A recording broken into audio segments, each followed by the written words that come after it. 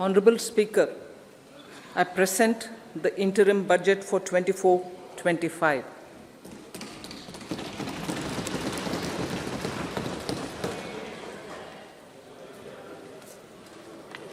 The Indian economy has witnessed profound positive transformation in the last 10 years. The people of India are looking ahead to the future with hope and optimism. With the blessings of the people, when our government, under the visionary and dynamic leadership of Honorable Prime Minister Shri Narendra Modi, assumed office in 2014, the country was facing enormous challenges. With Sabka Saath, Sabka Vikas as its mantra, the government overcame those challenges in right earnest.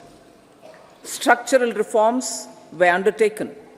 Pro-people programs were formulated and implemented promptly. Conditions were created for more opportunities for employment and entrepreneurship.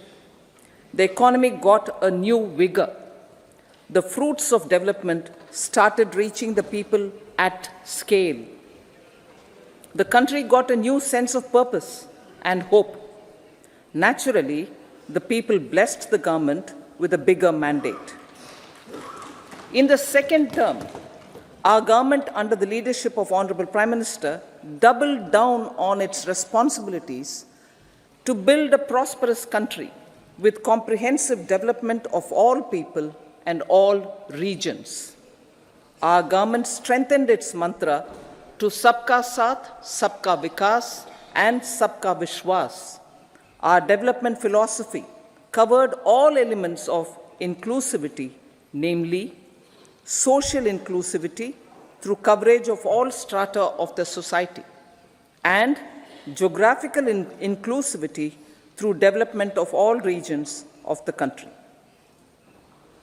With the whole of nation approach of Sabka Prayas, the country overcame the challenges of once-in-a-century pandemic, took long strides towards Atmanirbhar Bharat, committed to Panch Pran, and laid solid foundations for the Amrit Kal. As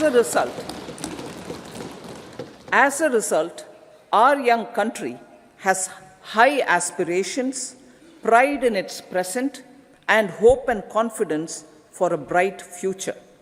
We expect that our government, based on its stupendous work, will be blessed again by the people with a resounding mandate. Inclusive development and growth.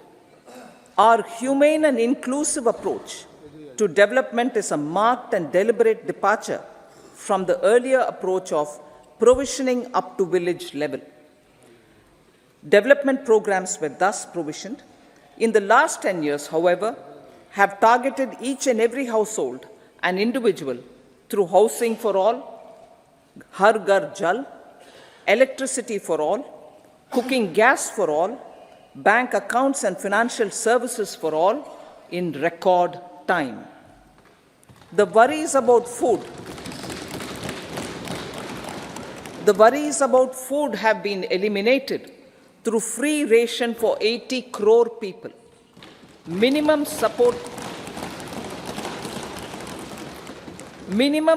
prices for the produce of Annadata are periodically increased appropriately. These and the provision of basic necessities have enhanced real income in the rural areas. Their economic needs could be addressed, thus spurring growth and generating jobs. Social justice. Our government is working with an approach to development that is all-round, all-pervasive, and all-inclusive. Sarvangin, Sarvasparshi, or Sarvasamaveshi. It covers all castes and people at all levels. We are working to make India a Vikasit Bharat by 2047. For achieving that goal, we need to improve people's capability and empower them. Previously, social justice was mostly a political slogan. For our government, social justice is an effective and necessary governance model. The saturation approach of covering all eligible people is the true and comprehensive achievement of social justice. This is secularism in action, reduces corruption, and prevents nepotism, prevents Bhai Bhatijawad. There is transparency and assurance that benefits are delivered to all eligible people. The resources are distributed fairly. All, regardless of their social standing, get access to opportunities. We are addressing systemic inequalities that had plagued our society. We focus on outcomes and not on outlays, so that the social economic transformation is achieved. As our Prime Minister firmly believes, we need to focus on 4 major castes. They are Garib, Mahilayein, Yuva, and Annadata. Their needs, their aspirations, and their welfare are our highest priority. The country progresses when they progress. All 4 require and receive government support in their quest to better their lives. Their empowerment and well-being will drive the country forward. Garib Kalyan, Desh Ka Kalyan. We believe in empowering the poor. The earlier approach of tackling poverty through entitlements had resulted in very modest outcomes. When the poor became empowered partners in the development process, government's power to assist them also increases manifold. With the pursuit of Sabka Saath, in these 10 years, the government has assisted 25 crore people to get freedom from multi-dimensional poverty. Our government's efforts are now getting synergized with energy and passion of such empowered people.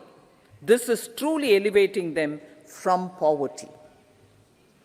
Direct benefit transfer of 34 lakh crore rupees from the government using PM Jan Dhan accounts has led to savings of 2.7 lakh crores of rupees for the government. This savings has been realized through avoidance of leakages prevalent earlier.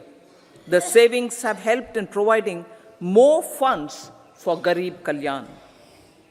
PM Swanidhi has provided credit assistance to 78 lakh street vendors.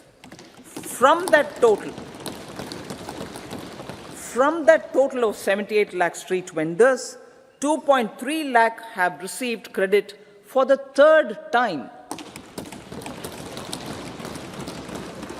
PM Janman Yojana reaches out to the particularly vulnerable tribal groups who have remained outside the realm of development so far. PM Vishwakarma Yojana provides end-to-end support to artisans and craftspeople engaged in 18 trades.